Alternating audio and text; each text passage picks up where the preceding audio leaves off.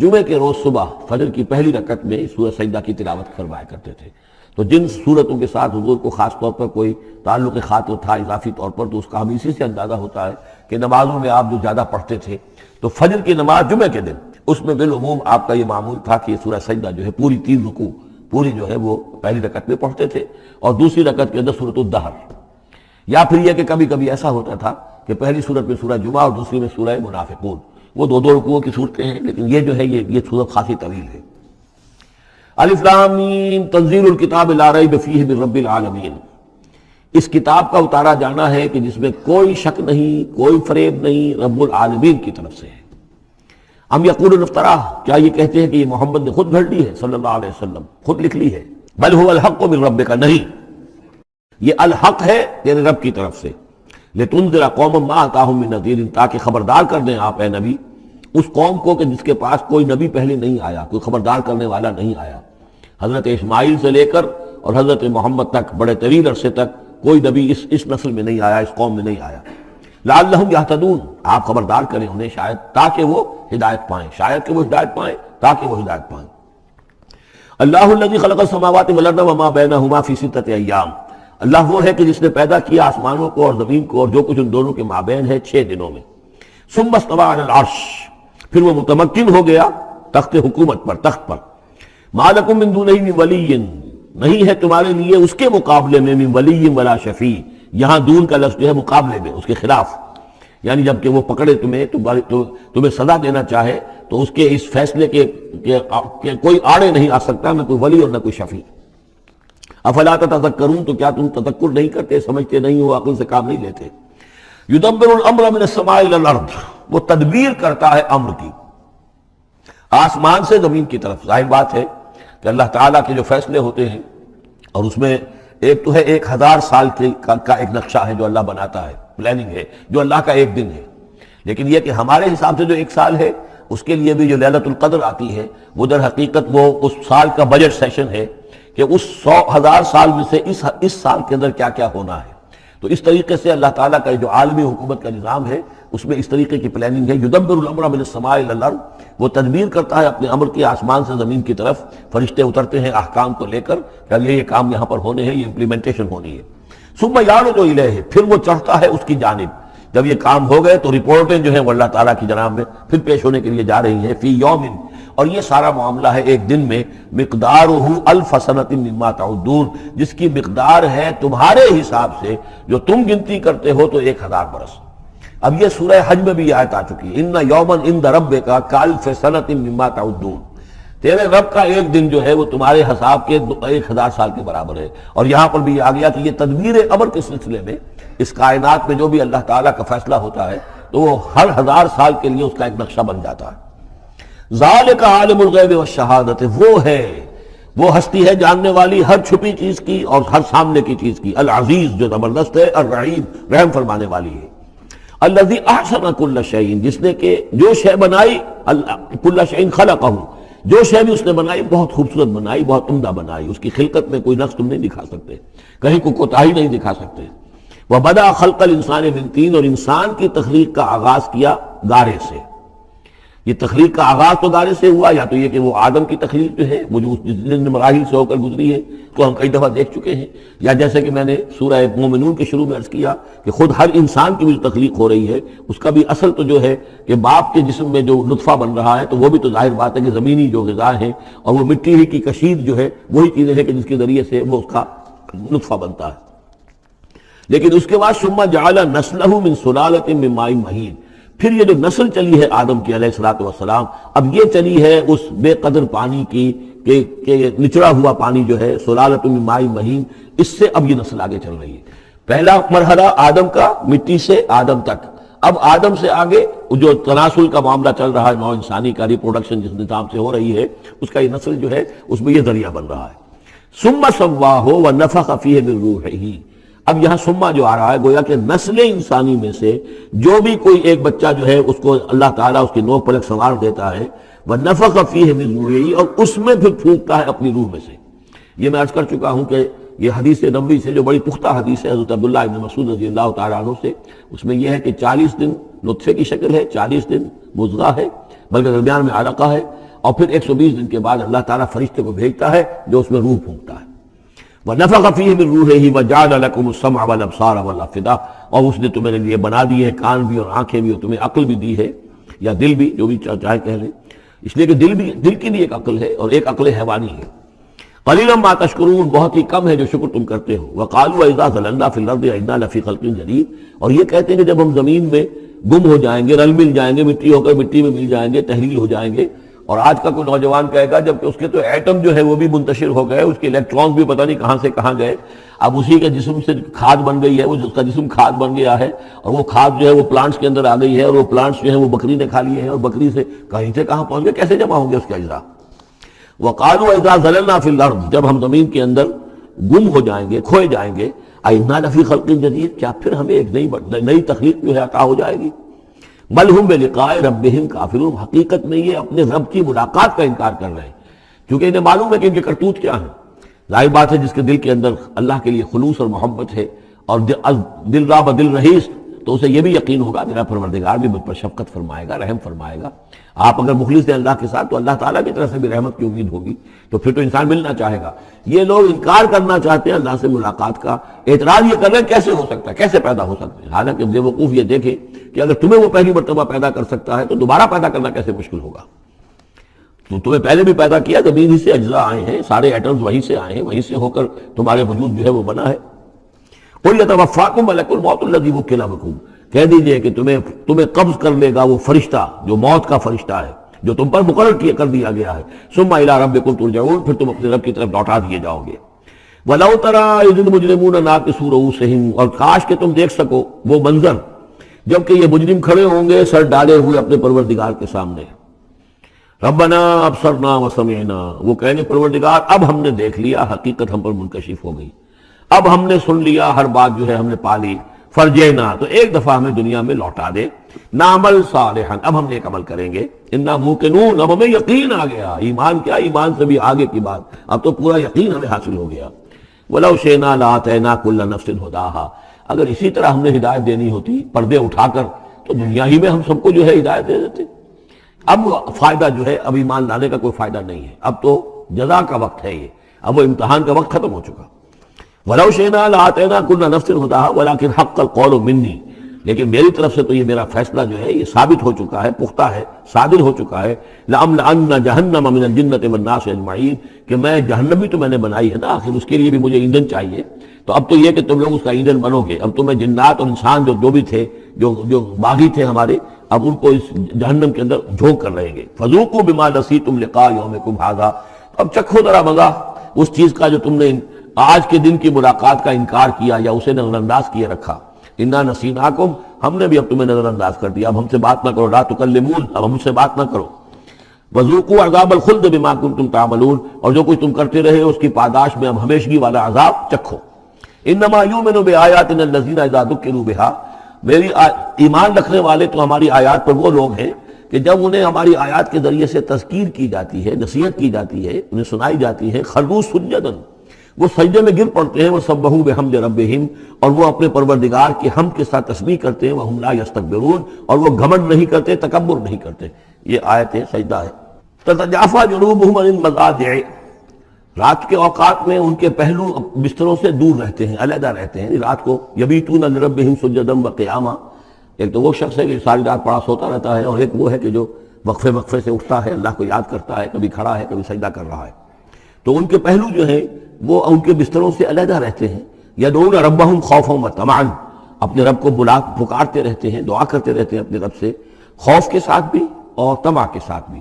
انہیں امید بھی ہوتی ہے، لالچ بھی ہوتا ہے کہ اللہ تعالیٰ رحم فرمائے، مغفرت فرمائے، لیکن ڈر بھی رہتا ہے کہ کہیں ہماری پکڑ نہ ہو جائے. وَمِمَّا رَزَقْنَاهُمْ يُنْفِقُونَ، اور جو کچھ ہم نے انہیں دیا ہے اس میں سے پھر وہ خرچ کرتے ہیں ہماری رضا جوئی کے لیے. فَلَا تَعْلَمُ نَفْسٌ مَا أُخْفِيَ لَهُم مِّن قُرَّةِ أَعْيُنٍ، تو کسی جان کو نہیں معلوم، کسی انسان کو نہیں معلوم کیا کچھ چھپایا گیا ہے ان کے لیے، ان کی آنکھوں کی ٹھنڈک کے واسطے. یعنی جنت میں ہم نے کیا کچھ چھپایا ہوا ان کے لیے کوئی نہیں جانتا. فَلَا تَعْلَمُ نَفْسٌ، کوئی نہیں جانتا. اسی مضمون کو اصل میں حضور نے ادا کیا ہے کہ ما لا عین رات ولا اذن سمعت وما خطر علی قلب بشر. باقی جو چیزیں بیان کی گئی ہیں ان کے بھی اثر حقیقت تو وہاں کھلے گی، لیکن پھر بھی یہ تو ابتدائی نزول ہے، پہلی مہمان نوازی ان چیزوں سے ہے جن کا کہ قرآن مجید میں ذکر ہے، جن کو کہ ہم سمجھ سکتے ہیں۔ اصل نعمتیں جو جنت کی ہے وہ تو یہ فلا تعلم نفس، کوئی نہیں جانتا کیا کچھ چھپایا گیا ان کے لیے اللہ تعالیٰ نے، کیا کچھ تیار کر کے رکھا ہوا ہے ان کی آنکھوں کی ٹھنڈک کا سامان۔ جزاء بما کانوا یعملون، وہ بدلہ ہوگا ان کے اعمال کا۔ افمن کان مومنا کمن کان فاسقا، تو بھلا ایک شخص کہ جو مومن ہے کیا وہ ایسا ہو جائے گا جیسے فاسق ہو؟ کیا ان کا انجام برابر ہوگا؟ لا یستوون، نہیں وہ برابر نہیں ہو سکتے۔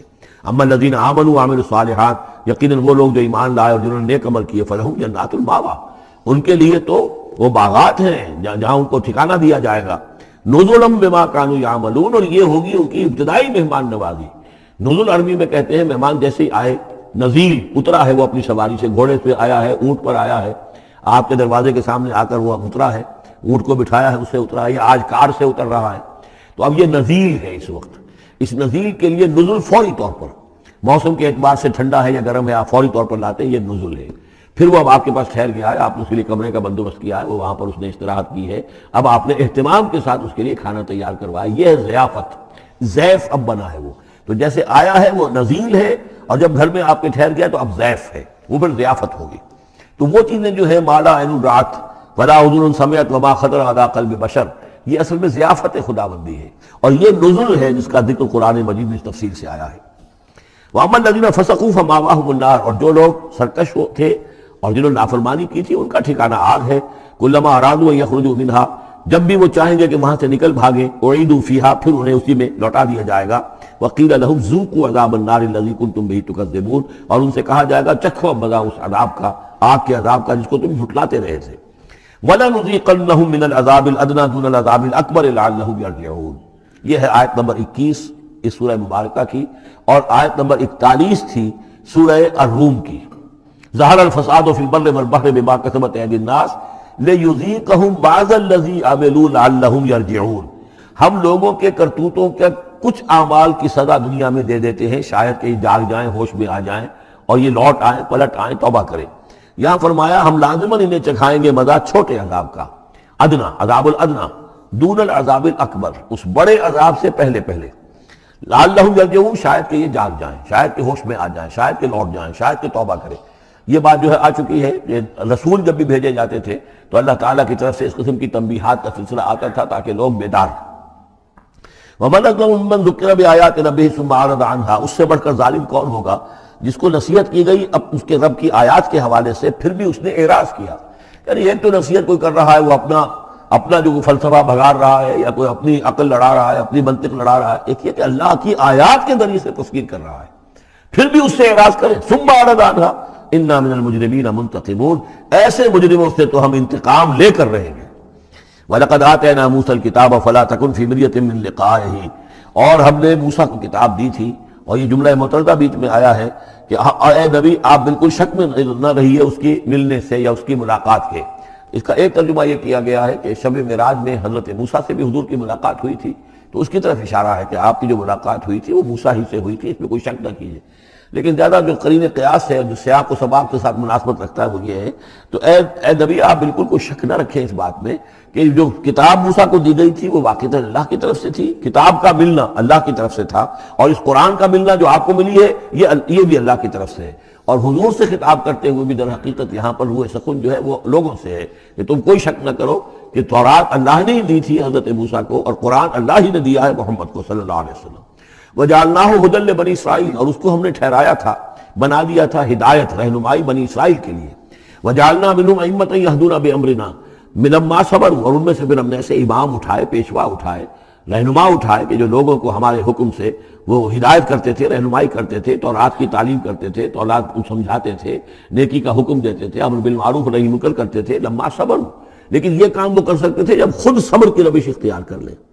اگر آدمی اپنی تمام توانائیاں اور قوتیں زیادہ سے زیادہ عیش، زیادہ سے زیادہ دولت جمع کرنے پر کرے گا تو وقت کہاں سے لائے گا ان کاموں کے لیے؟